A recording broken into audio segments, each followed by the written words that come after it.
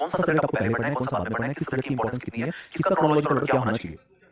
Prelims में सबसे पहले मैंने जो 11 सब्जेक्ट लिखे हैं, सबसे पहले 0 नंबर पे मैंने लिखा है सीसैट। 0 का मतलब मैंने यहाँ पे मेरा जो पॉइंट है वो है बेसिक। मुझे ऐसा लगता है कि सीसैट को बहुत सारे बच्चे, बहुत सारे टीचर्स, बहुत सारे मेंटर्स और टॉपर्स इग्नोर करते हैं, सेकेंडरी मानते हैं। सीसैट को लोग सोचते हैं कि पहले बेसिक सब्जेक्ट पढ़ लेते हैं, सीसैट को पढ़ लेंगे हो जाएगा। मैं हमेशा ही बोलता हूँ सीसैट को मैंने बेसिक क्यों माना, कोर क्यों माना, इंपॉर्टेंट क्यों माना सबसे पहले, क्योंकि सीसैट में दो चीजें आती हैं सिविल सर्विसेज एप्टीट्यूड टेस्ट में, इंग्लिश और मैथ्स। मुझे ऐसा लगता है कि कॉलेज के स्टूडेंट्स को सीसैट में अच्छा होना चाहिए। सीसैट आपका बेसिक फाउंडेशन को प्रिपेयर करता है किसी भी और एग्जाम को निकालने के लिए। इंडिया में जितने भी एग्जाम्स हैं, CAT, GMAT, GRE, bank PO, LIC, RBI और यूपीएससी, इन सारे एग्जाम्स के लिए आपको इंग्लिश और मैथ्स यानी कि सीसैट तो आना ही चाहिए। तो सीसैट आने का फायदा ये है कि एक बार सीसैट आ गया तो आप कम से कम इंडिया के बाकी एग्जाम निकाल लेंगे, और सीसैट आने के बाद ही इंग्लिश और मैथ्स पे कमांड होने के बाद ही थोड़ा अगर आपके पास अच्छी कमांड है तो आप बाकी सब्जेक्ट को भी थोड़ा बेहतर समझ पाएंगे। उसके बाद पॉलिटी, इकोनॉमी, ज्योग्राफी और मॉडर्न हिस्ट्री, ये जो पहला ब्लॉक है इसमें मैंने 4 सब्जेक्ट्स रखे हैं। मुझे ऐसा लगता है कि सिविल सर्विसेज की प्रिपरेशन में ये जो 4 सब्जेक्ट हैं ये most basic, most fundamental core subjects हैं। इन सब्जेक्ट्स को पढ़ने के बाद एक तो ये सब्जेक्ट इतने इंपॉर्टेंट है कि सबसे ज्यादा क्वेश्चन इन्हीं 4 सब्जेक्ट से आते हैं, और इन 4 सब्जेक्ट्स को पढ़ने के बाद बाकी सब्जेक्ट आसानी से समझ में आते हैं, यानी कि ये वाले 4 सब्जेक्ट्स फाउंडेशन प्रिपेयर करते हैं बाकी सब्जेक्ट्स को समझने के लिए। फॉर एग्जांपल जो सेकंड ब्लॉक है, सेकंड ब्लॉक में एनवायरमेंट और करंट अफेयर्स, मैंने जो बोला पॉलिटी और इकोनॉमी पढ़ने के बाद ही आपको करंट अफेयर्स थोड़ा ज्यादा समझ में आएगा, अच्छे से समझ में आएगा। ज्योग्राफी पढ़ने के बाद ही आपको एनवायरमेंट समझ में आएगा अच्छे से।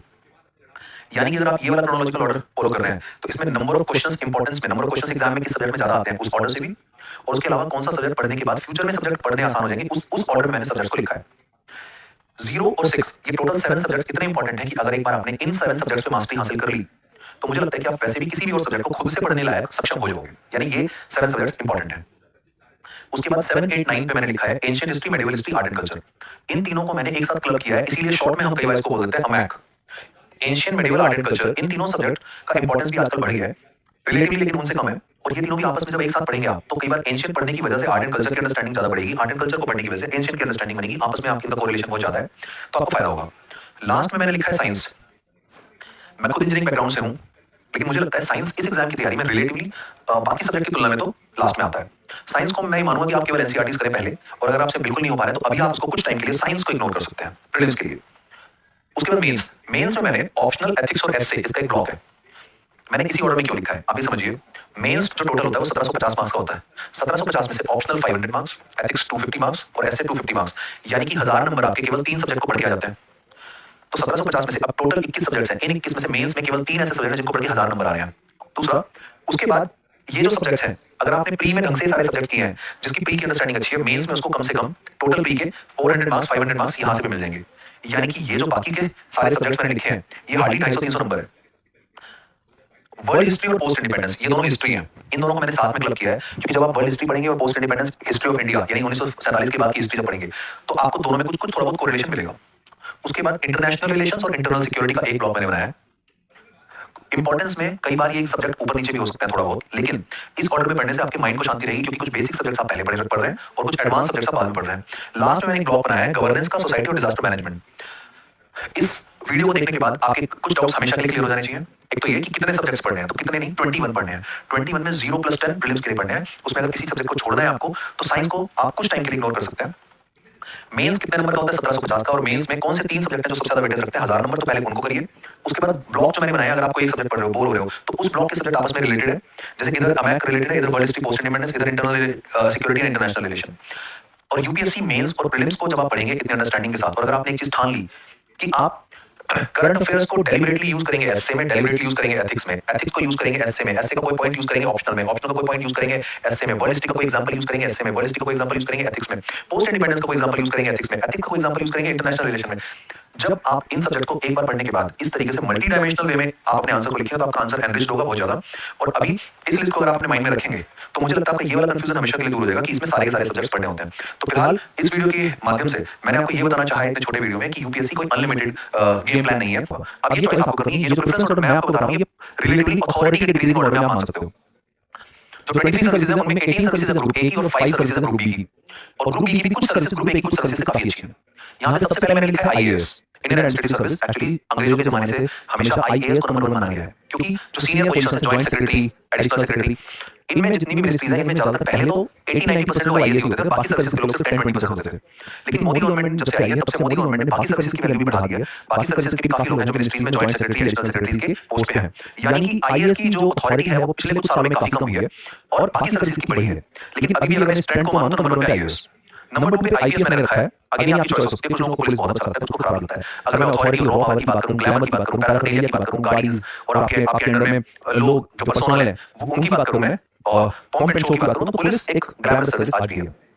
कुछ लोगों को स्पेशली फीमेल कैंडिडेट्स को अगर पुलिस की प्रेशर को हैंडल नहीं करना है जो कि पुलिस में होता है, तो फिर आपको पुलिस आप अवॉइड कर सकते हो, या नंबर 3 नंबर 4 पे इस तरीके से डाल सकते हो कि वो आपको ना मिले। नंबर 3 पे मैंने लिखा फॉरेन सर्विस। फॉरेन सर्विस का कुछ लोगों को बहुत ज्यादा चार्म होता है, एंड आई डोंट नो क्यों होता है। फॉरेन सर्विस की 2-3 बड़ी प्रॉब्लम्स हैं। एक तो फॉरेन सर्विस अगर आपने भर दिया और आपको मिल गया, उसको मैं लकीली बोलूं या अनलकीली बोलूं, अगर मिल गया तो दोबारा पेपर नहीं दे सकते हो, तो इसका मतलब हमेशा के लिए वैसे भी यूपीएससी खत्म। और अब क्योंकि आप दे नहीं सकते, तो जिंदगी में आपको झूठ भी बोलना है, जस्टिफाई करना है कि आईएएस बहुत अच्छी सर्विस है, क्योंकि अब आपको पेपर देने का मौका मिलेगा नहीं। दूसरा, आज कई बार अच्छी रैंक वालों को मिलता है कि आईएएस लेते हैं, तो बाद में मुझे जस्टिफाई ही करना है। मुझे ऐसा लगता है कि फॉरेन सर्विस का चार्म तब होना चाहिए था, होता था जब बाहर जाना एक बहुत बड़ा टास्क माना जाता था। आजकल विदेशों में जाना किसी भी आम आदमी के लिए बहुत आसान काम है। तो मुझे लगता है कि फॉरेन सर्विस को नंबर 3 पे रखना चाहिए। अथॉरिटी वाइज मुझे लगता है कि अथॉरिटी रिलेटिव बहुत कम है, और अगर आप नंबर 3 पे रखेंगे तो इनडायरेक्टली मैं कहना चाहूंगा आपको नहीं मिलेगी अगर आपको अथॉरिटी का शौक है। लेकिन हाँ, अगर आपको फॉरेन सर्विस में कुछ स्पेसिफिक चार्म है जो किसी ने आपको बोला है, जो आपने फील नहीं किया, किसी ने बोला है, या कोई बहुत पुरानी वीडियोस आप इन्फ्लुएंसर, तो आप ऐसे ले सकते हो, but personally I won't to suggest कि आपको ऐसे लेना चाहिए। चौथे और पांचवें नंबर पे मैंने आईआरएस रखा है, इंडियन रेवेन्यू सर्विस। देखिए, मैं खुद आईआरएस इनकम टैक्स में काम कर चुका हूं, मैं इस सर्विस के बारे में 100% बोल सकता हूं। अगर मैं ये बोलूंगा तो थोड़ा एग्जैजरेशन होगा कि आईआरएस एक्चुअली नंबर 1 सर्विस होती है, पहली बात। फिर कुछ बच्चे बोलेंगे, कुछ लोग बोलेंगे सर नंबर 1 की आपने क्यों छोड़ा। पॉइंट ये है कि मुझे तो, अगर मुझे मेरा जो पैशन था वो कोचिंग इंडस्ट्री की तरफ बहुत ज्यादा था, बट अगर मैं अपने दोस्तों को फील करता हूं, उनकी सर्विस की कंडीशंस को फील करता हूं, और आईआरएस का मैंने 5 साल मैंने काम किया है, उनको जब मैं ऑब्जर्व करता हूं, आईआरएस में सैटरडे संडे छुट्टी होती है, जो आपकी पोस्टिंग होती है वो देश के सबसे टॉप पोजीशंस पे, दिल्ली, मुंबई, चंडीगढ़ में होती है। आपके पास जो फाइल्स आती हैं वो सारी बड़े लोगों की फाइल आती हैं, आप जो काम करते हो वो प्रॉपर इंटेलेक्चुअल काम करते हो लोग। और अगर कभी आपको आईआरएस से रिजाइन करना है तो आपका इंटेलेक्चुअल ग्रोथ बहुत ज्यादा हो जाता है, क्योंकि आप डील अच्छी चीजों को पढ़ के अकाउंट सीखते हो, आप बहुत कुछ नया नया सीखते हो। जहां तक पावर की मैं बात करूं तो मुझे तो इनफैक्ट आईआरएस की पावर ज्यादा लगती है, क्योंकि वो कोई भी फालतू काम बिल्कुल नहीं करते हैं, वो सारे काम करते हैं। उनके पास जो भी फाइल होंगी सारी मीनिंगफुल होंगी, बल्कि रिटायर्ड आईएएस, सीनियर आईएएस मंत्रियों की फाइलें, तो जितनी भी बड़ी फाइलें आईआरएस ईडी में जाते हैं, आईआरएस सीबीआई में जाते हैं, तो मुझे लगता है ऐसा नहीं कि मैं आईआरएस में था इसलिए मैं आईआरएस को वो कर रहा हूं। मैंने ये पर्सनली फील किया, मुझे लगता है आईआरएस काफी अच्छी पोस्ट सर्विस है। इन दोनों में मैंने कस्टम्स वाले को ऊपर रखा है, इनडायरेक्ट टैक्स को। जब से जीएसटी आया है तब से खासकर सरकार का रेवेन्यू भी जीएसटी के काफी बढ़ा है, और इनडायरेक्ट टैक्स की वैल्यू बढ़ी है, और दोनों का अपना फायदा और नुकसान है। इनडायरेक्ट टैक्स में आपको कम लोगों से डील करना है, और बड़ा अमाउंट जीएसटी में एक साथ आता है, क्योंकि टर्नओवर पे लगता है। इनकम टैक्स में आप केवल प्रॉफिट में डील करते हो, इसलिए आपको कम, हर आदमी को कम अमाउंट डील करना है, केवल प्रॉफिट नॉट टर्नओवर पे। लेकिन इनकम टैक्स का फायदा है कि इनकम टैक्स के एम्बिट में हर आदमी आता है, जीएसटी के या कस्टम्स के एम्बिट में हर आदमी नहीं आता है। तो इन टर्म्स ऑफ कि आप कम लोगों को डील करके बहुत ज्यादा रेवेन्यू कलेक्ट करो, तो जीएसटी या कस्टम्स, अगर आप ज्यादा लोगों को टच करना चाहते हो, आप हर आदमी को कंट्रोल करना है या फिर इन्फ्लुएंस करना है या फिर अपनी अथॉरिटी को फील करना चाहते हो, तो उसमें इनकम टैक्स मुझे लगता है ऊपर है। नंबर 6 पे मैंने रखा है IWS, Indian audit and account service. Indian audit and account में कुछ लोग ऐसा बोलते हैं कि इसका प्रमोशन फास्ट होता है। इसके अलावा कुछ लोग ये भी बोलते हैं कि जो आईएएस या बाकी सर्विसेज जो भी डिसीजन लेती हैं, उन डिसीजन की ऑडिट ये वाली सर्विस करती है, यानी कि बाकी सारी सर्विसेज के एक्शन की ऑडिट यानी कि कंट्रोल करते हैं इनडायरेक्टली उन पे। तो इसको हायरार्की में 6 नंबर पे रखते हैं। पोस्टिंग की भी बहुत अच्छी प्लेसेस होती है। पोस्टिंग केवल 2 सर्विसेज हैं जिनकी रूरल एरिया में होती है, वो है केवल आईएएस और आईपीएस। बाकी ज्यादातर जितनी भी सर्विसेज हैं उन सबकी पोस्टिंग अच्छे शहरों में होती है। फिर मैंने 2 सर्विसेज रखी हैं रेलवे की। एक्चुअली रेलवे की 4 सर्विसेज हैं, Indian railway management service traffic, IRMS account, फिर ये 2 सर्विसेज हैं रेलवे की, आईआरएमएस पर्सनल और रेलवे प्रोटेक्शन फोर्स। इन 4 सर्विसेज का मैंने ऑर्डर इस तरह से क्यों रखा है? देखो, रेलवे में शुरू से, रेलवे में आपको बहुत ज्यादा लोग मिलते हैं अपने अंडर में। रेलवे बहुत पुरानी सर्विस है अंग्रेजों के जमाने से। रेलवे में आपको घर भी मिलता है, पियोन भी मिलता है, गाड़ियां मिलती हैं, रेलवे की सर्विसेज मिलती हैं, रेलवे का अपना हॉस्पिटल, डॉक्टर, फैसिलिटीज, तो जो हम पहले सुनते हैं वो सारी सरकारी फैसिलिटीज रेलवे में रेलवे की बहुत ज्यादा मिलती हैं। अब इन चारों ऑर्डर मैंने ऐसा क्यों रखा है? ट्रैफिक, रेलवे के जितने भी डिसीजंस हैं, आप ये कह सकते हैं कि रेलवे का जो आईएएस होता है, जो रेलवे को डील करता है, वो ट्रैफिक है। तो रेलवे के जितने बड़े डिसीजंस हैं वो मैंने आईआरएमएस ट्रैफिक को दे दिए हैं। आईआरएमएस अकाउंट, आप ये देखिए किसी भी सर्विस में जो अकाउंट पोस्ट है, यानी कि जो मॉनेटरी डिसीजंस हैं, मॉनेटरी डिसीजंस अकाउंट वालों के हाथ में होते हैं, तो वो वाली पोजीशन थोड़ी इंपॉर्टेंट मानी जाती है, इसलिए ट्रैफिक के बाद अकाउंट मैंने रखा है। उसके बाद इंडियन डिफेंस एस्टेट सर्विस, तो डिफेंस एरिया का आईएएस, जैसे रेलवे का आईएएस आईआरटीएस, इसी तरह डिफेंस एरिया का आईएएस होगा इंडियन डिफेंस एस्टेट सर्विस। तो वहां पे जो कैंटोनमेंट एरिया होते हैं उनमें उनको उसी तरीके से सीईओ बनाया जाता है, उसी तरीके से उनकी सारी वाली पावर्स होती हैं जो एग्जीक्यूटिव की होती हैं। फिर मैंने 2 सर्विसेज रखी हैं नंबर 10 और नंबर 11 पे, civil account and defence account, again account की सर्विसेज। सिविल अकाउंट में आप जितनी भी मिनिस्ट्रीज हैं उन मिनिस्ट्रीज के अकाउंट की हैंडलिंग करते हैं, ज्यादा पोस्टिंग दिल्ली में होती है, पोस्टिंग अच्छी होती है। डिफेंस अकाउंट में आप केवल डिफेंस अकाउंट को देखते हैं, यानी अकाउंट की भी आप 3-4 सर्विसेज देख चुके हैं, railway account, civil account and defence account. उसके बाद रेलवे की 2 services again, personal and protection. Personal में आप रेलवे के जो पर्सनल है, रेलवे की जो रिक्रूटमेंट है, group D service, group C service, उनका प्रमोशन, उनका ट्रांसफर, क्योंकि रेलवे अपने आप में बहुत बड़ा डिपार्टमेंट है, और रेलवे में तो एक्चुअली पहले बजट भी सेपरेट हुआ करता था। इसलिए रेलवे की 4 सर्विसेज हैं, 2 मैंने ऊपर रखा है ट्रैफिक को, नंबर 1 पे रखा है इसमें, नंबर 2 पे अकाउंट, यहां पे नंबर 3 पे पर्सनल रखा है, लास्ट में protection force, railway protection force यानी रेलवे की पुलिस आप कह सकते हो। 14 नंबर पे इंडियन इन्फॉर्मेशन सर्विस को रखा है। इन्फॉर्मेशन सर्विस थोड़ा रिसेंटली क्रिएटेड सर्विस है, उतनी बड़ी सर्विस नहीं है। बड़ी का मतलब है उतने ज्यादा लोग नहीं है, जैसे कुछ सर्विस में होते हैं 150 लोग 200 लोग बैच में आते हैं। इन सर्विस में जो बात की सर्विस है 10 लोग 15 लोग, वो छोटे कैटेगरी सर्विस है। इनमें रिलेटिवली अथॉरिटी कम होती है, लेकिन आजकल जैसे खास करके मीडिया, न्यूज चैनल, अगर इन सबसे डीलिंग होती है प्रसार भारती, तो यहाँ पे इंडियन इन्फॉर्मेशन सर्विस का रोल है। फिर ट्रेड, इंडियन ट्रेड सर्विस, क्योंकि इंडिया की ट्रेड बढ़ रही है ग्लोबलाइजेशन के बाद, इंडिया ट्रेड एक्सपोर्ट इंपोर्ट, तो ट्रेड सर्विस का इंपॉर्टेंस भी काफी बढ़ रहा है। ये जो 2-3 सर्विस हैं, इनका ऑर्डर आप अपने हिसाब से, अपनी लाइकिंग के हिसाब से, अगर आप ट्रेड ज्यादा पसंद करते हैं तो ट्रेड को ऊपर रख सकते हैं, अगर आप मीडिया को ज्यादा पसंद नहीं करते तो उसको नीचे रख सकते हैं। 16 नंबर में मैंने रखा है corporate law service. Corporate law, क्योंकि आजकल जितना इंडिया में जितनी नई कंपनीज आ रही हैं, कॉर्पोरेशन लॉ, कंपनीज एक्ट सब चेंज हो रहा है, उसमें इंडिया की तरफ से, गवर्नमेंट की तरफ से एक सर्विस होनी चाहिए जो इन कॉर्पोरेट को डील करती है कॉर्पोरेट लॉ सर्विस के थ्रू। पोस्टल की दोनों सर्विस को मैंने लास्ट में रखा है ग्रुप ए में, इंडियन पोस्टल सर्विस और आईपीटीएफ। ये दोनों सर्विसेज, क्योंकि आजकल पोस्टल का काम पहले के मुकाबले काफी कम हो गया है, तो जब काम ही कम हो गया है तो फिर अथॉरिटी भी कम हो गई है, तो मैंने इस तरीके से रखा है। मैंने इन सब सर्विस के लोगों से खुद बात करके बहुत ध्यान से इनको ऊपर नीचे रखा है। मैंने यहाँ तक ऑब्जर्व किया कि कौन अपनी सर्विस को आर्टिफिशियली इन्फ्लेट कर रहा है या आर्टिफिशियली डिफ्लेट करके बता रहा है।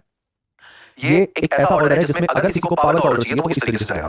ग्रुप बी की सर्विस में ये 2 service, Delhi Andaman Nicobar island civil service, Delhi Andaman Nicobar island police service, DANICS and DANIPS civil service, police service, ये दोनों सर्विस ग्रुप बी की सर्विस है। बट ये दोनों सर्विस मैंने कहा था शुरुआत में कि कुछ ग्रुप बी की सर्विस, कुछ ग्रुप ए की सर्विस बहुत अच्छी हैं। पर्सनली मैं रिकमेंड करता हूं, पर्सनली ये 2 सर्विस आप अगर इन 5 के बाद 6th और 7th नंबर पे रखेंगे, तो जो लोग दिल्ली के रहने वाले हैं, जो लोग हरियाणा के रहने वाले हैं, राजस्थान, मध्य प्रदेश, उत्तर प्रदेश, और जिनको दिल्ली में ज्यादा पोस्टिंग चाहिए, उन लोगों के लिए दिल्ली में ये ग्रुप बी की पोस्ट है, लेकिन ये क्योंकि एग्जीक्यूटिव की पोस्ट है, इसमें आप 15 साल के बाद, अराउंड 15 से मैक्सिमम 18 साल के बाद आप आईएएस और आईपीएस में कन्वर्ट हो जाएंगे, तो आप वो सारी चीजें फील करेंगे। दिल्ली में मुझे लगता है रिलेटिवली पावर ज्यादा होती है, कुछ भी बोले।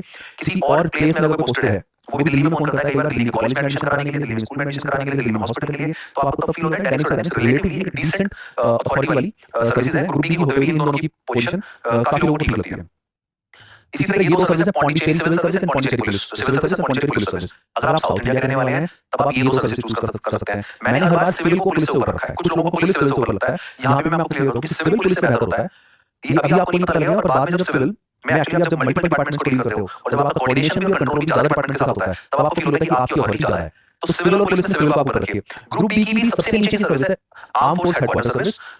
इस सर्विस में आपको आर्म फोर्स के हेडक्वार्टर वहां पे पोस्टिंग मिलती है, डीआरडीओ में पोस्टिंग मिलती है, तो ये ग्रुप बी की सबसे नीचे की सर्विस है। इन कई सर्विसेज में ऊपर और नीचे वर्ड मैंने यूज किया है, हो सकता है वो किसी को ऑफेंड करे। मेरा मकसद किसी भी सर्विस को ना तो इन्फ्लेट करना है ना डिमीन करना है। मेरा पर्पस है आपको एक रिलेटिवली इन्फॉर्म्ड डिसीजन लेने के लिए एक ऐसी चॉइस देना कि आपको पता रहे। आपको मुझे लगता है इस तरह का एक जनरल प्रोफार्मा बनाना चाहिए अपना, और उसके बाद अगर आपको किसी पर्टिकुलर सर्विस के बारे में जानना है और किसी ऑफिसर से मिलना है, तो मुझे लगता है उस ऑफिसर से मिलकर आप ज्यादा महसूस कर सकते हो सर्विस के बारे में। 100% हो सकता है ऑफिसर कभी होता है कि कोई भी आदमी अपनी सर्विस को, मैंने देखा है कि कई बार एएफएचक्यू के लोग भी एएफएचक्यू की तारीफ करते हैं, कई बार आईटीएस वाले अपने आईटीएस की तारीफ करेंगे, आईआरएस वाले आईआरएस की करेंगे। अगर उनकी बात में लॉजिक है, अगर उनकी बात में सब्सटेंस है, अगर उनकी बात में एग्जांपल और फैक्ट्स हैं, तभी आप उनकी बात को मानिए। इस प्रोफार्मा को भरने के बाद अगर आपको फिर भी कोई डाउट है तो आप मेरी टीम से पूछ सकते हैं। इसका मतलब ये है कि एक बार if you prepare for this exam, generally माना जाता है you become ready to handle any exam mostly. इसलिए जनरली जो मैंने सिविल सर्विस की तैयारी की होती है, इंक्लूडिंग मैं तैयारी करता था, मेरा फर्स्ट में नहीं हुआ था, तो मैंने बाकी जितने एग्जाम दिए मेरा साथ का सिलेक्शन हुआ, मैंने बाकी चीजें मैंने बाकी दोस्तों को सिखाया। यानी कि कम से कम आपको एक सिक्योरिटी एग्जाम की तैयारी मात्र ही मिल जाता है कि आपने एक बार सिविल सर्विस की तैयारी ढंग से कर लिया तो बाकी सारे एग्जाम निकलेंगे, यानी आपकी सरकारी नौकरी वैसे भी हो जाएगी। लेकिन हम जब सिविल सर्विस की तैयारी करते हैं तो हमारे दिल में कहीं बात होती है कि हम किसी और एग्जाम की तैयारी कर रहे हैं, इसी एग्जाम की तैयारी कर रहे हैं। हमारा मेन मकसद ये है। यहाँ पे मैं आपको एक एनालॉजी सिखाऊंगा, कहीं पे मैंने सुना था कि जंगल में सबसे ऊंचा जानवर क्यों है, सबसे फास्ट क्यों है, सबसे चालाक क्यों है। यानी कि शेर ना सबसे ऊंचा है, ना सबसे फास्ट है, ना सबसे चालाक है, लेकिन जंगल का राजा फिर भी शेर ही है। इसका मतलब है कि आप अगर किसी एक चीज में, किसी फील्ड में स्पेशलाइज्ड हैं तो आप न्यूज़ फील्ड में स्पेशलाइज्ड हैं, लेकिन जनरल अप्रोच, जर्नलिस्ट की अप्रोच जो हर चीज में थोड़ा रिलेटेड है, एक्चुअली हायर पोजीशन पर मिलती है। तो आपको ध्यान रखना है कि इन सारे एग्जाम्स में माना जाता है यही शेर है, यही राजा है। तो अगर आपको जर्नलिस्ट अप्रोच यानी कि आपको सब कुछ नहीं आएगा, यहाँ पे आपको समझनी पड़ेगी इस एग्जाम की 3 स्टेज होती है। प्री मेंस इंटरव्यू, सबसे पहले आपको इंटरव्यू के बारे में बात करना भी बंद करना पड़ेगा। इंटरव्यू के अगर आप कहीं इंटरव्यू तक पहुंचे 1 साल बाद, 2 साल बाद, 3 साल बाद, जब भी आप इंटरव्यू तक पहुंचेंगे तब आप इंटरव्यू हैंडल करने के लायक भी हो चुके होंगे। यानी अभी आपको इंटरव्यू की बात नहीं करनी है, अब बची प्री और मेंस। अब इन दोनों में आपको कंफ्यूजन रखना है, प्री और मेंस को आप सेग्रीगेटेड अलग-अलग मत देखिए, प्री और मेंस को आप इंटीग्रेटेड साथ-साथ देखिए। आपको करना क्या है मैं आपको बताता हूं। अगर मैं आपसे पूछूं फॉर एग्जांपल आप लखनऊ के रहने वाले हैं और आप सपोज जहां मैं रहने वाला हूं बात करो, आप वहां के रहने वाले नहीं हैं। अगर आप लखनऊ के रहने वाले हैं, जहां के रहने वाले हैं, अगर मैं आपसे पूछता हूं या बोलता हूं कि लखनऊ के बारे में या उस जगह के बारे में जहां पे आप हैं उसके बारे में 10 पेज लिखिए, और उस जगह के बारे में जहां पे आप हैं उसके बारे में 10 पेज लिखिए, और आपसे बोलता हूं कि आप बड़ौदा जहां पर मैं रहने वाला हूं उसके बारे में 10 पेज लिखिए। आप सोचिए कि क्या आप उस जगह के बारे में कितनी आसानी से लिख देंगे जहां पे आप रहने वाले हैं, और बड़ौदा जो शायद आपने नाम भी नहीं सुना होगा उसके बारे में 10 पेज नहीं लिख पाएंगे। इसका मतलब ये है कि राइटिंग स्किल जो हम बातें करते हैं, बहुत सारे कोचिंग वाले टॉपर्स माइंडर्स बातें करते हैं, राइटिंग स्किल बहुत बाद का पार्ट है। सबसे पहला पार्ट है नॉलेज ऑफ कॉन्सेप्ट्स। अगर आपको किसी चीज की नॉलेज है तो किसी चीज की नॉलेज आपको नहीं है तो नहीं लिख पाओगे। यानी कि आप अपने एरिया के बारे में लिखोगे, दूसरे एरिया के बारे में नहीं लिख पाओगे। यानी सिविल सर्विस की तैयारी में सबसे पहला स्टेप जो है वो है कॉन्सेप्ट्स या फिर नॉलेज। यहाँ पे आप एक बात करना बंद कर दीजिए, राइटिंग स्किल्स। राइटिंग स्किल के बारे में बात करना अभी नहीं उचित है। सबसे पहले नॉलेज डेवलप कीजिए, यानी कि आप पहले पढ़ना शुरू कीजिए, क्लास करना शुरू कीजिए। अभी राइटिंग के बारे में अभी आपको आता है ना, आपको लिखने राइटिंग स्किल के बारे में बात करें कि आखिर उसमें नॉलेज के साथ साथ क्या ऐड करें कि आपकी राइटिंग स्किल थोड़ी अच्छी हो जाए, पर वो सिर्फ एडिड एडवांटेज हो सकता है। बेसिक चीजें शुरू होगी नॉलेज के बिना राइटिंग स्किल का कोई मीनिंग नहीं है। दूसरी चीज मेमोराइज, केवल आपको समझने से ये पेपर तो क्या मुझे लगता है में कोई भी पेपर नहीं निकलेगा। तो जब आपने चीज पढ़ी है और समझी है, तो पढ़ने और समझने के बाद जब तक आपको याद नहीं किया, नोट्स बनाए, रिवाइज करके मेमोराइज नहीं किया, यानी कि रिवीजन एंड मेमोराइजेशन ये इतना ज्यादा इंपॉर्टेंट है कि जब तक ये नहीं करेंगे आपका पढ़ा हुआ वेस्ट है। अब जब आपने कोई भी टॉपिक पढ़ लिया, पॉलिटिक्स, ज्योग्राफी, हिस्ट्री, कॉन्सेप्ट को समझा और समझ के याद किया, याद करने के बाद आपको प्री और मेंस दोनों की इंटीग्रेटेड तैयारी करनी है। याद करने के बाद यानी कि आपको पहले दिन से नहीं करना है, 2-3 महीने बाद जब आपका धीरे सिस्टम रेडी हो जाएगा, वो मैं स्टेप बाय स्टेप बताऊंगा। अगर आपने कोई टॉपिक पढ़ लिया और आपने पॉलिटी पढ़ लिया, पॉलिटी प्रेजेंट का चैप्टर पढ़ लिया, तो प्रेजेंट का चैप्टर पढ़िए, समझिए, याद कीजिए, और याद करने के बाद फिर उसमें कुछ क्वेश्चंस ठीक कीजिए, कुछ क्वेश्चंस मेंस के कीजिए। जब आप पहली बार करेंगे तो 100% आपको प्रॉब्लम आएगी, आपको लगेगा पढ़ा कुछ और क्वेश्चन कुछ और है, लेकिन पानी का ऐसा 100% लगेगा। इसका समाधान क्या है? हर आदमी इसी स्टेज से गुजरा है, इसी फियर से गुजरा है, इन्हीं सारे स्ट्रगल्स और चैलेंजेस से गुजरा है। मेंस के लिए पहली बार जब आप लिखना शुरू करेंगे तो ये almost impossible kind of task लगेगा। ऐसा लगेगा या मुझसे नहीं हो पाएगा, मुझसे नहीं हो पाएगा। यकीन मानिए आपने 5 टेस्ट, यानी अगर एक संडे में क्लियर हो, एक या 2 महीने के अंदर 5 से 6 टेस्ट के अंदर आपको लिखने की आदत डेवलप हो जाएगी, जिनको नहीं है। यहाँ पे मैंने वर्ड यूज किया राइटिंग प्रैक्टिस, यानी राइटिंग प्रैक्टिस आपको पहले नॉलेज लेनी है, उसके बाद करनी है। नॉलेज लेने से पहले राइटिंग प्रैक्टिस नहीं करनी है, पहले नॉलेज उसके बाद मेमोराइज, उसके बाद राइटिंग प्रैक्टिस। राइटिंग प्रैक्टिस से धीरे-धीरे राइटिंग स्किल डेवलप हो जाएगी। और इंटरव्यू की बात मैंने आपको बोल दिया, आपको नहीं करनी है, आपको बात करनी है नॉलेज की, मेमोराइजेशन की और राइटिंग स्किल की। अब जो मैं आपको प्लान बता रहा हूँ, ये है 3600 आवर्स मास्टर प्लान। मैंने टोटल 3600 घंटे में यूपीएससी को कैसे आपको शुरू करना है। तो आप ये देखिए, एक दिन में आप 10 घंटे पढ़ रहे हैं अगर आप फुल टाइम है, एक दिन में अगर आप 8 घंटे पढ़ रहे हैं, अगर आप 10 घंटे पढ़ रहे हैं तो 3600 डिवाइडेड बाय 10, 360 डेज के अंदर आप एक साल के अंदर तैयारी हो जाएगी। अगर आप 5 घंटे पढ़ रहे हैं तो 3600 डिवाइडेड बाय 5, तो आपको जो निकल के आएगा 720, तो आपको 2 साल में तैयारी होगी। यानी कि आपको अगर 2 साल में तैयारी करनी है, इसलिए मैंने डेज के हिसाब से प्लान बनाया, मैंने आपका आवर्स के हिसाब से प्लान बनाया, क्योंकि आप अपनी कन्वीनियंस के हिसाब से नंबर ऑफ आवर्स को कम और ज्यादा करिए, लेकिन इस प्लान को स्टिक कीजिए। आपको पूरी रियलिस्टिकली इस प्लान को, इस रोड मैप को करने का समझ में आ जाएगा, इससे क्या फायदा होगा। मैंने इस प्लान को 3600 आवर्स को 900 आवर्स की 4 स्टेजेस में बांटा है। सबसे पहली स्टेज है स्टेज 1 900 आवर्स की। सबसे पहले जब बच्चा तैयारी शुरू करता है तो उसके लिए मैंने 3 सब्जेक्ट्स बोले हैं, पॉलिटी, इकोनॉमी एंड ज्योग्राफी। तीनों के लिए मैंने 300 आवर्स दिए हैं। मैंने यही सब्जेक्ट क्यों दिए? सबसे पहले जब बच्चा पढ़ाई शुरू करता है उसको ऐसे सब्जेक्ट पढ़ने चाहिए जिन सब्जेक्ट में कॉन्सेप्ट्स होते हैं, जिनको समझने में थोड़ा टाइम लग सकता है, और जिनको पढ़ने के बाद बाकी सब्जेक्ट आसानी से समझ में आ सकते हैं। तो अभी आप इस स्टेज में कोई करंट अफेयर्स नहीं, कोई न्यूज़पेपर नहीं, कोई दूसरा सब्जेक्ट नहीं, इन तीन सब्जेक्ट्स को ही शुरुआत में खत्म करना है। यानी ये आपकी स्टेज 1 है। ये एक तरीके से कोर सब्जेक्ट्स हैं, बेसिक सब्जेक्ट्स हैं, यही आपको फाउंडेशन को बिल्ड करेंगे, यही आपकी नींव को मजबूत करेंगे। अगर इन तीन को नहीं किया तो बाकी भी समझ में नहीं आएंगे। इसलिए इन तीन को मास्टर करनी है, और इन तीन की खास बात है, ये तीन सब्जेक्ट्स प्री मेंस में बहुत ज्यादा काम आते हैं। अब जो मैंने 300 घंटे लिखा है, जरूरी नहीं है अगर आपका पॉलिटी अच्छा है तो उसका पॉलिटी कम दे दीजिए, इकोनॉमी ज्यादा दे दीजिए। दूसरा ये कोई लिमिट नहीं है, पॉलिटी की, इकोनॉमी की, ज्योग्राफी की, पहली बात किसी भी सब्जेक्ट की कोई लिमिट नहीं है। आपको लिमिट लगानी पड़ेगी, आपको केवल उतना ही पढ़ना है जितना हमारी वेबसाइट पे लिखा है, अगर सब्जेक्ट है मैक्सिमम।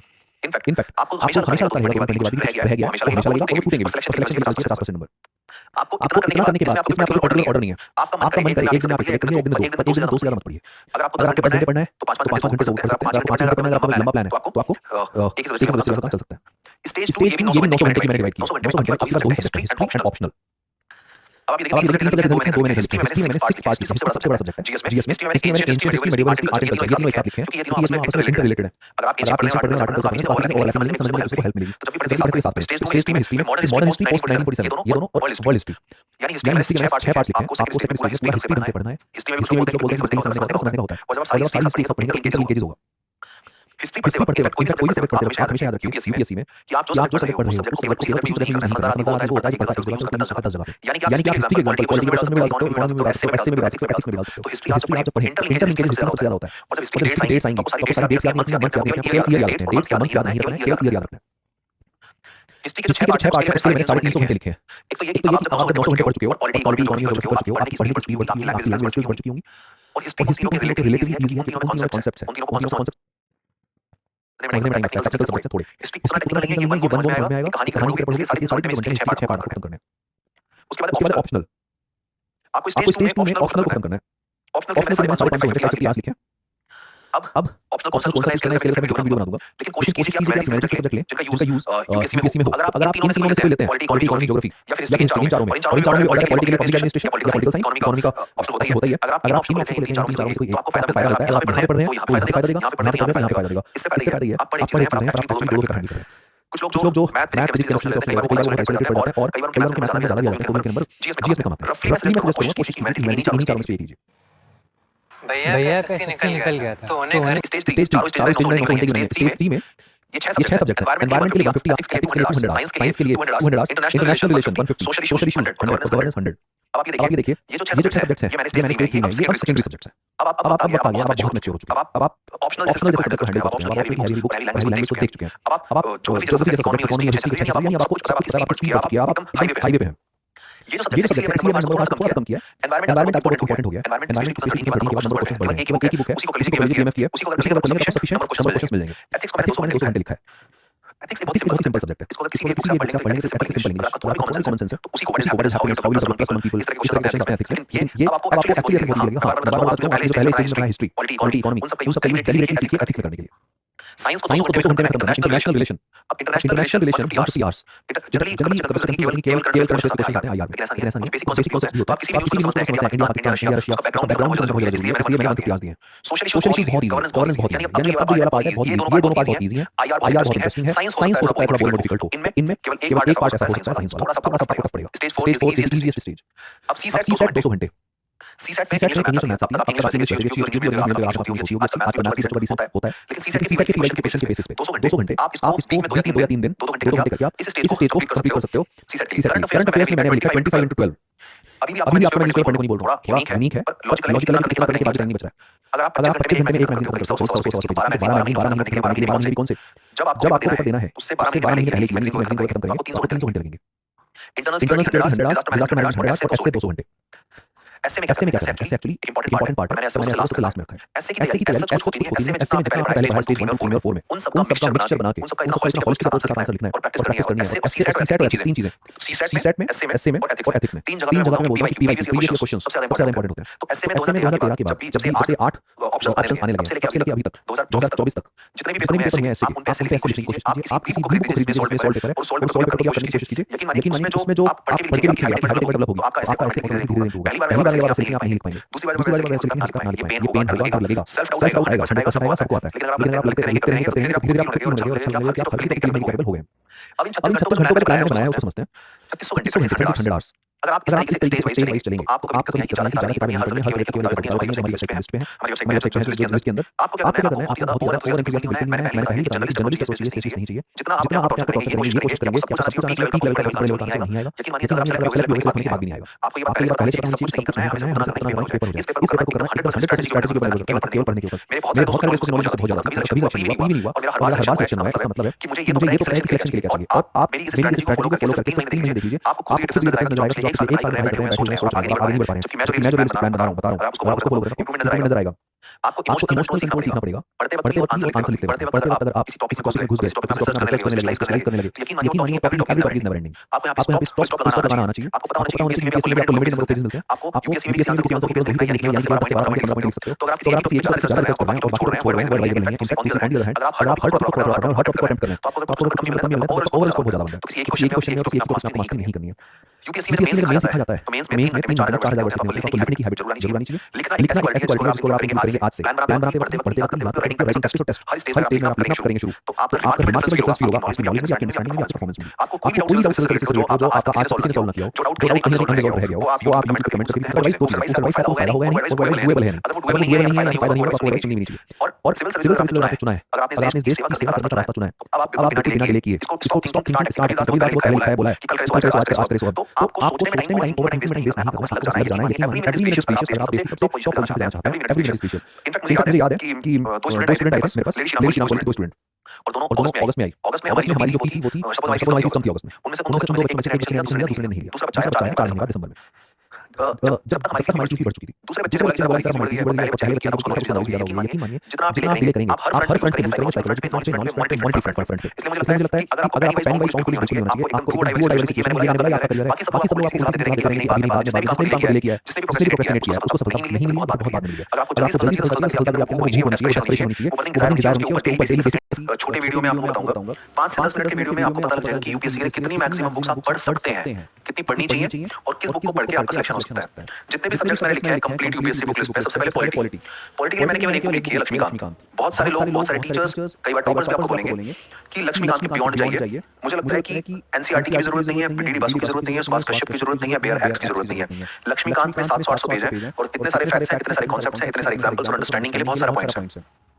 इसी बुक को मिनिमम मैंने तो टॉपर मुझे याद नहीं आ रहा, रैंक शायद 26 था। मुझे एग्जैक्टली प्रदीप सिंह रैंक 26। उसने तो बोला था किसी वीडियो में कि मैंने लक्ष्मीकांत को 30 बार या पता नहीं कितनी बार रिवाइज किया। 30 बार तो मुझे नहीं मालूम, पर अगर आपको 4 या 5 बार तो मिनिमम करना पड़ेगा। इसी एक बुक को करने में आपको 1.5-2 महीने लग सकते हैं, 1 महीने से पहले नहीं होगी। और केवल करना नहीं है, केवल पढ़ना नहीं है, आपको समझना भी, आपको याद भी करना है। अगर आपको इस एग्जाम को रियलिस्टिकली कम टाइम में प्रिपेयर करना है और आपको बाकी सब्जेक्ट भी पढ़ने हैं, तो पॉलिटिकल लक्ष्मीकांत को ही अगर 3-4 बार पढ़ना है तो एक ही बुक पढ़िए केवल लक्ष्मीकांत, कोई जरूरत नहीं है। क्योंकि जो पॉलिटी से रिलेटेड दूसरे कॉन्सेप्ट्स अगर कहीं पूछ भी लिए यूपीएससी ने या तो उनको आप छोड़ सकते हो, बहुत ही कम है जो पूछेंगे, लक्ष्मीकांत ने सब कुछ कवर कर रखा है। दूसरा, कुछ करंट अफेयर्स के जो क्वेश्चंस आते हैं पॉलिटी के, वो आप करंट अफेयर्स में कर लेंगे, यानी कि पॉलिटी के लिए लक्ष्मीकांत और करंट अफेयर्स की मैगजीन, बस। कोई और बिल्कुल भी जरूरी नहीं, 100% श्योर हूं मैं। इकोनॉमी के लिए मैंने लिखा है नितिन सिंघानिया। आप नितिन सिंघानिया के बारे में जानते हैं, नितिन सिंघानिया ऑलरेडी आईएएस है, वेस्ट बंगाल कैडर में है। नितिन सिंघानिया की एक ऑलरेडी पॉपुलर बुक है आर्ट एंड कल्चर, इकोनॉमी में नितिन सिंघानिया ने काफी अच्छा लिखा है। मैक्रो ही पब्लिकेशन का केवल एक बुक अगेन। इसके लिए मैं कह रहा हूं कोई एनसीईआरटी की जरूरत नहीं है, किसी भी और चीज की जरूरत नहीं है। हां, इकोनॉमी से रिलेटेड अगर कुछ करंट अफेयर्स बाद में आएगा तो उस टाइम पे आप इकोनॉमिक सर्वे कर सकते हो। तो केवल दो चीजें मैक्सिमम बजट, बहुत छोटा सा डॉक्यूमेंट है अगर तो प्लस बजट, लेकिन कोई भी बुक की जरूरत नहीं है। आप इतना ही नहीं पढ़ पाएंगे। आप एक काम करिए, जो लोग ज्यादा बोलते हैं लक्ष्मीकांत के बियॉन्ड जाओ, नितिन सिंघानिया के बियॉन्ड जाओ, एनसीईआरटीज भी पढ़ लो, इतना आप पढ़ ही नहीं पाओगे। आप कैलकुलेशन करेंगे कि एक दिन में आप मैक्सिमम कितने पेजेस कर सकते हो, एक बुक को खत्म करने में आपका मैक्सिमम कितना टाइम लगता है। अगर आप बिगिनर है तो आपको आप इतने सारी बुक्स कवर नहीं कर सकते। अभी बहुत सारे सब्जेक्ट्स हैं और आपको बहुत सारे सब्जेक्ट्स करने हैं। ज्योग्राफी के लिए मैंने लिखी है एनसीईआरटीज, 11th और 12th की एनसीईआरटीज है, और जीसी लियो और एक मैप, कोई भी एक मैप। मुझे तो लगता है सिविल सर्विसेज में क्योंकि बुक लिस्ट इतनी ज्यादा लिखी हुई है अलग अलग लोगों ने और इतनी सारी बुक्स हैं कि बच्चे उस बुक लिस्ट में से हर बार नई नई बुक खरीद के लाते हैं, पर वो कुछ नहीं पाते, समझ में कुछ नहीं आता, याद और कुछ होता नहीं है, बार बार में फेल होते रहते हैं, बहुत ही ओवर एम्बिशियस टारगेट बनाते रहते हैं, रियलिस्टिक टारगेट बनाते ही नहीं है। 11th और 12th की एनसीईआरटीज ज्यादा मत सोचिए, जीसी लियो और मैप इसी को करने में आपको 1.5-2 महीने जाएंगे अगर आप बिगिनर्स हैं। एनवायरनमेंट के लिए मैंने केवल एक बुक लिखी है, पीएमएफ। इसमें भी अराउंड 400 पेजेस है, इसको खत्म करने में आपको 15 दिन कम से कम लगेंगे और कोई बुक करने की जरूरत नहीं है। AMAC, ancient medieval art and culture, इसके लिए जो दोनों बुक्स हैं एनसीईआरटीज 11th की और 12th की, वो करनी है आपको एंशिएंट मेडिवल के लिए, आर्ट एंड कल्चर के लिए। और आर्ट एंड कल्चर के लिए अगर कुछ किसी को करना है तो नितिन सिंघानिया की एक बुक और है, एक इकोनॉमी के लिए नितिन सिंघानिया, एक आर्ट एंड कल्चर के लिए नितिन सिंघानिया। मॉडर्न इंडिया के लिए केवल एक बुक स्पेक्ट्रम, ये भी आजकल काफी हल्की हो चुकी है, इसको भी करने में आपको महीना लगेगा ढंग से करने में, ढंग से। पोस्ट इंडिपेंडेंस यानी पोस्ट 1947 के लिए अगेन बहुत सारे लोग बहुत सारी बुक बताएंगे, बिपिन चंद्र बताएंगे, रामचंद्र गुहा की शायद एक बुक है इंडिया आफ्टर गांधी। ये सब इतनी मोटी मोटी बुक्स हैं, अगर आप इनको पढ़ना चाहते हो, अगर आपकी पढ़ने की स्पीड अच्छी है, अंडरस्टैंडिंग अच्छी है, तो आप पढ़ सकते हो। शौक के लिए पढ़ सकते हो, अपने आप को एनरिच करने के लिए पढ़ सकते हो, आपकी मल्टीडिसिप्लिनरी नॉलेज एसए और एथिक्स के लिए पढ़ सकते हो, बट तब पढ़ना चाहिए जब आप बेसिक पढ़ लो। अगर आपके पास टाइम है, आप कॉलेज में फर्स्ट ईयर में है, सेकंड ईयर में, तब आप और भी थोड़ी एडिशनल बुक पढ़ सकते हैं, बट पहले ये कर लीजिए। मुझे ऐसा लगता है जो बुक मैं बता रहा हूं ये बहुत ही मिनिमम है। किसी भी सब्जेक्ट के लिए सबसे पहले आप ये वाली बुक करिए, आपको एक चीज पता लगेगी कि इन्हीं सबको करने में आपको 1 साल से ज्यादा लग गया है। अगर आपको बल्कि समझ में तो ये सारी भी अगर समझ में भी आनी चाहिए और याद भी आनी चाहिए, तो अगर आपको याद भी नहीं है, अगर आपको समझ में नहीं आई है, तो फिर फायदा क्या पढ़ने का। तो अगर इसी में इतना टाइम जा रहा है, वर्ल्ड हिस्ट्री के लिए एंश्योर आइए जो हमारे नोट्स हैं, क्लास नोट्स, मुझे लगता है बहुत ही क्रिस्प है, बहुत ही कंसाइज है। वर्ल्ड हिस्ट्री के लिए आपको इसके अलावा कोई जरूरत नहीं है। इसी तरह गवर्नेंस, डिजास्टर मैनेजमेंट और साइंस एंड टेक, इन तीन के लिए भी मैंने एंश्योर आइए के क्लास नोट्स ही लिखे हैं, क्योंकि ये वाले सब्जेक्ट्स ऐसे हैं जो आपको किसी भी एक बुक में प्रिसाइजली नहीं मिल पा रहे हैं। तो इनके लिए आप हमारे क्लास नोट्स को बड़ा इजीली रेफर कर सकते हो, कंप्लीटली आपको सारा सॉल्यूशन दे देंगे। इंटरनेशनल रिलेशन में आप basic NCERT plus current affairs, तो हमने अगर करंट अफेयर्स के लिए मैं आपको बताऊंगा थोड़ी देर बाद, एक्चुअली इंटरनेशनल रिलेशन और करंट अफेयर्स की आपस में सिनोनिमस मुझे लगता है कुछ हद तक, synonymous in the sense international relation current affairs का एक सबसेट कह सकते हो कि आपको पूछा जाएगा international relation content current affairs के बेस पे, तो आप अगर करंट अफेयर्स पढ़ रहे हो तो इनडायरेक्टली आपका इंटरनेशनल रिलेशन तैयार हो रहा है। इंटरनल सिक्योरिटी के लिए मैक्रो हिल की एक बुक है, अशोक कुमार आईपीएस ने लिखी है, that will be sufficient. Society के लिए अगेन एनसीईआरटी 12th क्लास की एनसीईआरटी सोसाइटी के लिए। एथिक्स के लिए अभी ऑल इंडिया रैंक 5 सृष्टि देशमुख ने और उनके हस्बैंड नागार्जुन, इन दोनों ने मिलकर वाइल्ड पब्लिकेशन की एक बुक लिखी है, काफी अच्छी, काफी रीसेंट अपडेटेड बुक है। तो एथिक्स के लिए केवल 1 बुक, मैं बार-बार रिपीट कर रहा हूं इस बात को कि 1 ही क्यों मैं कह रहा हूं, क्योंकि 1 करने में भी आपका साल लग रहा है। किसी भी एक सब्जेक्ट की 5 बुक पढ़ने से अच्छा है आप 5 सब्जेक्ट की एक-एक बुक पढ़िए, आपके सारे सब्जेक्ट कवर होंगे तो आपको कॉन्फिडेंस ज्यादा आएगा। एसए के लिए आप एंश्योर आइए के नोट्स बुक करंट अफेयर्स के लिए स्टार्टिंग में आप केवल मैगजीन करेंगे। करंट अफेयर्स के लिए हमने एक मैगजीन निकाली है, करंट अफेयर्स टोटल। पिछले 6 महीने में इसकी पॉपुलैरिटी और इसका एक्सेप्टेंस कितना बढ़ गया है, थैंक यू सो मच, आप लोग इसको एक्नॉलेज कर रहे हो। इसमें हम क्या कर रहे हैं कि कोई भी टॉपिक किसी भी कोचिंग की मैगजीन का हो या किसी भी न्यूज़पेपर का हो, जो भी अच्छे हैं वो सारे एक ही जगह पे ला रहे हैं, इसीलिए हमने इसका नाम भी रखा है करंट अफेयर्स टोटल। तो आपको कैट में आपको हर ये करंट अफेयर्स सारा का सारा मिल जाएगा, आप इसको हमारी वेबसाइट से डाउनलोड कर सकते हो। उसके बाद सीसैट के लिए मैंने मैक्रो हिल, अरिहंत, स्पेक्ट्रम, किसी भी पब्लिकेशन की एनी वन बुक, तो आप कोई भी खरीदेंगे, किसी में कुछ अच्छा होगा, किसी में कुछ, सब में एक ही चीज है ऑलमोस्ट, मैथ्स और इंग्लिश, तो आप कोई भी एक मैनुअल खरीदिए और उसी को फॉलो कीजिए। पीवाई की कोई भी खरीद सकते हैं और न्यूज़पेपर आप या तो हिंदू पढ़िए या फिर इंडियन एक्सप्रेस पढ़िए। अभी ये जो बुक लिस्ट है अगर आप इसको फॉलो करते हैं, मुझे लगता है इसके बाद एक और एक्सहॉस्टिव लिस्ट, अभी ऑप्शनल बचा हुआ है। ऑप्शनल की मिनिमम, अगर एक छोटा ऑप्शनल है तो 5-6 बुक्स, एक बड़ा ऑप्शनल है तो कम से कम 15 बुक्स। तो आप ये सोचिए कि आपको ऑप्शनल भी पढ़ना है, अगर मैं मिनिमम भी मानूं 6 बुक, उसके अलावा ये पढ़ना है, तो मुझे लगता है आपका 1.5-2 साल की तैयारी का प्रोग्राम पूरा ऑलरेडी इन्हीं में खत्म हो जाएगा। अगर आप बहुत ज्यादा एंथुसियास्टिक हो, ओवर एंथुसियास्टिक हो और ओवर एम्बिशियस हो और ऐसे अनरियलिस्टिक टारगेट रखोगे या फिर ऐसे लोगों की बातों में आओगे, बियॉन्ड लक्ष्मीकांत, बियॉन्ड नितिन सिंघानिया, सारी एनसीईआरटी, यकीन मानिए ये सारे वो लोग जरूर होंगे या तो इन्होंने तैयारी काफी लंबे टाइम से की है, इनका सिलेक्शन नहीं हुआ है, ये सब आपको अपने सब्जेक्ट में मास्टरी हासिल कराना चाहते हैं, इनका मेन मकसद आपका सिलेक्शन नहीं है। मुझे लगता है कि मैं किसी एक सब्जेक्ट में आपको मास्टरी दिलाना नहीं चाहता हूं, मैं चाहता हूं आपका ओवरऑल सिलेक्शन हो, भले ही आपकी पॉलिटी और इकोनॉमी में एक क्वेश्चन कम हो जाए, बट आपका ओवरऑल स्कोर अच्छा हो। तो सबसे पहले अगर आपके मन में बहुत सारी बुक्स इसके अलावा पढ़ने का है, तो आप पहले ये जितनी बुक्स मैंने बताई हैं, पहले आप ये करिए कि इसी में आपका सफिशिएंट टाइम खत्म हो जाएगा। किसी भी बच्चे को अगर कोई स्पेसिफिक डाउट है तो वो आप कमेंट में डाल सकते हैं, आप 7900447900 पे फोन कर सकते हैं,